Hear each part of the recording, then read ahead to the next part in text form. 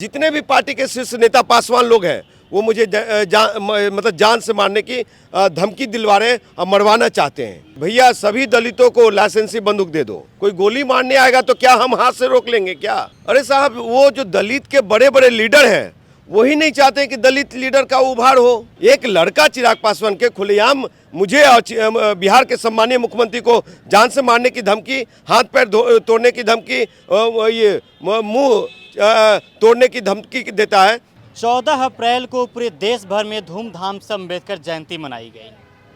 ठीक उसके एक दिन पहले ही बिहार के वैशाली में लालगंज में एक भीम आर्मी के कार्यकर्ता को दिन दहाड़े गोली मारकर हत्या कर दी गई।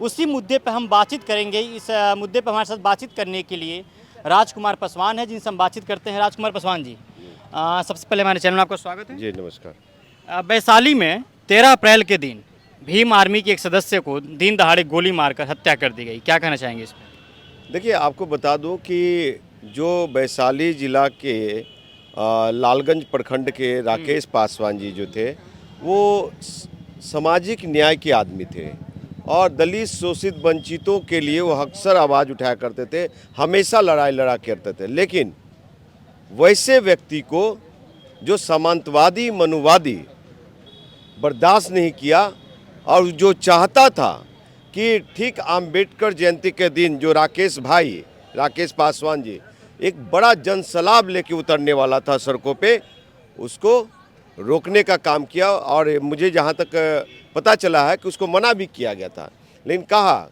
कि बाबा साहब के लिए मैं आहुति देने को तैयार हूँ, जिसको भी जो करना। और वो शाम में वो घटना घट जाती है। तो इसके लिए आपको बता दूँ कि वो राजनीति शिकार हुए हैं। और अभी तो बहुत सारे पासवानों को 2024 का लोकसभा चुनाव और बिहार का 25 का बिहार विधानसभा चुनाव, ये बहुत सारे युवा नौजवानों का ज़िंदगी बर्बाद कर देगा।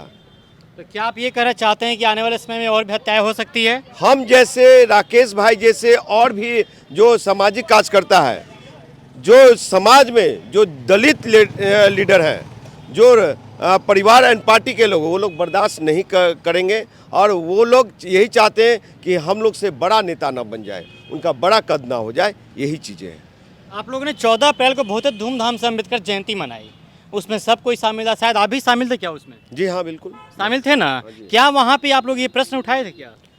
मैं आपको बता दूं कि मोतिहारी में था उस दिन 14 तारीख को, और सभी मंचों पे 2-3 मंचों पे था। मैंने कहा कि अब जो है जिस तरह से देश में दलित शोषित वंचितों की हत्या हो रही है, खास करके बिहार में अनुसूचित जाति जनजाति को, तो केंद्र सरकार बिहार सरकार से मैंने मांग किया कि भैया सभी दलितों को लाइसेंसी बंदूक दे दो।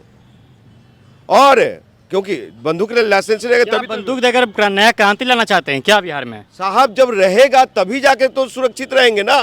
कोई गोली मारने आएगा तो क्या हम हाथ से रोक लेंगे क्या? जिस तरह से हो रही है ये घटनाएं। और आपको बता दूं कि राकेश पासवान जी का शहादत को मैं सभी मंचों से कहा और श्रद्धांजलि दिया हमने। आपने घटनास्थल पर पहुंचा हुआ था, आपने क्या क्या सीन देखा वहाँ पे? देखिए, उनके परिजन परिवार काफ़ी दहशत में है और उनकी सुरक्षा भी नहीं मिल रही थी। तो मैं वहाँ के जिलाधिकारी से, सीएमओ से, मुख्यमंत्री सचिवालय से बात किया। लगभग मैं 2-2.5 घंटे रहा। बात करने के बाद 1-1.5 घंटे बाद उनको बॉडीगार्ड भी मिल गया और भी उनके परिवार वालों को। हाँ जी, उनके परिवार वालों को। और मैं बिहार सरकार से ये मांग करता हूँ कि जो अनुसूचित जाति की किसी मामले में हत्या होती है, अब बिहार सरकार में जो प्रोविज़न है कि उसको नौकरी देने का, तो नौकरी भी उनके पुत्र या उनके परिवार से एक सदस्य को दिया जाना चाहिए, तभी जाकर के उनकी शहादत। नहीं तो उनके बच्चे पढ़ने वाले हैं, 3 बच्चे छोड़ के गए हैं, बच्चे पढ़ने वाले हैं, बेरोजगार लोग हैं, वो समाज का सेवा करते करते पैसा भी कुछ जमा नहीं कर पाए, तो बहुत आर्थिक स्थिति तंगी हालात में है, गरीब हैं वो, तो उनको आर्थिक मदद भी मिलना चाहिए। क्या ये बताइए, उनके जो परिवार वाले हैं अभी भी उस जगह पे हैं या कहीं और चले गए वहाँ से? नहीं, वहीं हैं, लेकिन जो लोग मारने वाले थे वो सुनने में आया है, वो जैसा वो उनके परिजन लोग कह रहे थे कि हम लोग को भी थ्रेट कर गया है। तो ये बताइए कि वैसे लोग की संलिप्तता। और क्या कहते हैं, मैं डीएम से बात किया तो डीएम साहब ने कहा, रिकॉर्डिंग भी है इसमें और सीएमओ का भी रिकॉर्डिंग है, कि उन्होंने कहा कि कानून अपना काम कर रही है, अच्छी बात है, लेकिन जो नामजद है, मुख्य अभियुक्त है, अभी तक पकड़े क्यों नहीं गए हैं? ये राकेश पासवान को मारने वाले कौन लोग हैं, वो नाम बताएंगे? देखिए, उनके परिजन ने नाम दिए हैं और जो 4 लोग हैं, कौन कौन है वो 4 लोग? हम मुझे नाम ठीक से याद नहीं है, लेकिन 4 का नाम है और चारों लोग अभी तक फरार हैं।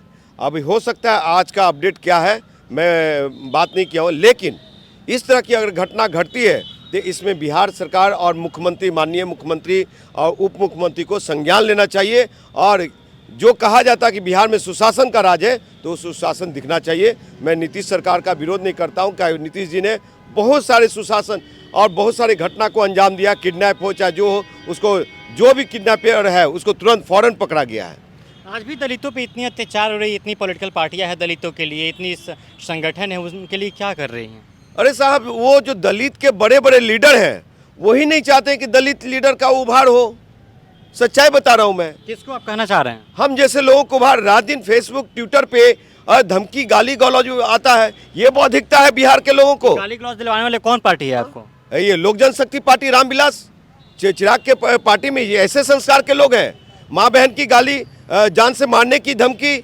मैं जो दुसाध पासवान महारेला कराने जा रहा था पटना के गांधी मैदान में, उसको लेकर के जितने भी पार्टी के शीर्ष नेता पासवान लोग हैं वो मुझे मतलब जान से मारने की धमकी दिलवा रहे हैं और मरवाना चाहते हैं। तो मैं मुख्यमंत्री को लिख के दिया हूँ, सचिवालय को लिख के दिया हूँ। बिहार के डीजीपी एक बार मुझे आलोक कुमार जो थे ना, इनके जदयू के प्रवक्ता, वो आलोक कुमार डॉक्टर सुनील कुमार जी के साथ हाई प्रोफाइल के साथ मुझे बॉडीगार्ड मिलना था, लेकिन उन लोग को मिल गया और लेकिन मुझे नहीं मिला। अगर मेरी हत्या होगी तो कौन जिम्मेवार है, ये बताएं। आपके पीछे जो धमकियां मिल रही है उसके पीछे साफ साफ चिराग पासवान का हाथ है, आप ये कहना चाह रहे हैं? ये सभी दलित नेता को कर रहा हूं मैं, और चिराग पासवान के कार्यकर्ता तो हैं ही, जिसके खिलाफ मैं एफआईआर भी करवाया हूं साहब।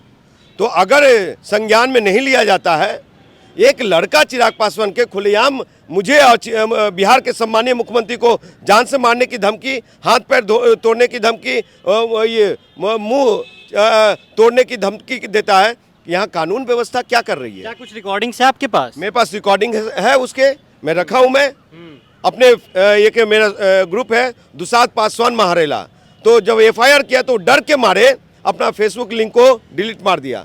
उसको मैं वीडियो डाउनलोड कर लिया था और उसको मैं अपने फेसबुक पे डाउनलोड करके, ये चिराग पासवान के संस्कार है। क्या राकेश पासवान के परिवार वालों को मुआवजा मिलना चाहिए?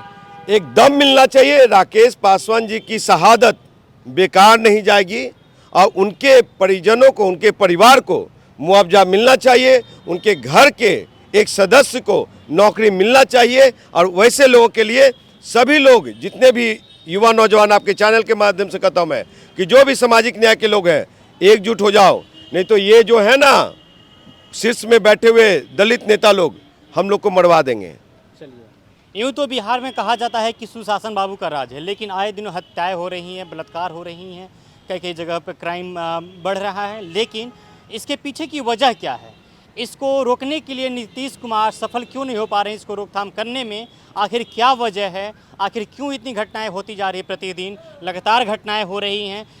अंबेडकर जयंती से एक दिन पहले जिस तरीके से राकेश पासवान को हत्या कर दी गई दिन दहाड़े, उतनी भीड़ में 14 अप्रैल को एक बहुत बड़ा रैली निकालने वाले थे अंबेडकर जयंती के अवसर पर, लेकिन वो निकाल नहीं पाए।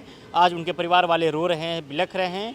तो इनसे मैंने बातचीत किया, इनका कहना है कि राकेश पासवान की शहादत को, उनकी शहादत बेकार नहीं जाएगी, यही कहना। जी बेकार नहीं जाएगी। और आपको बता दूं कि इसमें जो लोग भी संलिप्त हैं उनको कड़ी से कड़ी सजा मिलेगी। डीएम भी कहा, जो जिला पदाधिकारी हैं, और सीएमओ ने भी कहा है। मुख्यमंत्री सचिवालय को मैं पत्र भी लिखूंगा युवा बिहार सेना पार्टी के रिलेटेड। चलिए, इस घटना में जो लोग भी शामिल हैं उनको कड़ी से कड़ी सुरक्षा, कड़ी से कड़ी उनको सजा मिलनी चाहिए। हमारी भी मांग है, पंचायत का भी मांग है, ताकि कोई भी अपराधी ऐसे बचकर किसी के सामने से निकल न सके और फिर ऐसा क्राइम आगे वो जाकर कर न सके। चलिए, फिलहाल इस बातचीत में इतना ही। मेरा नाम आदित्य, अब पंचायत देख रहे थे। बहुत बहुत शुक्रिया।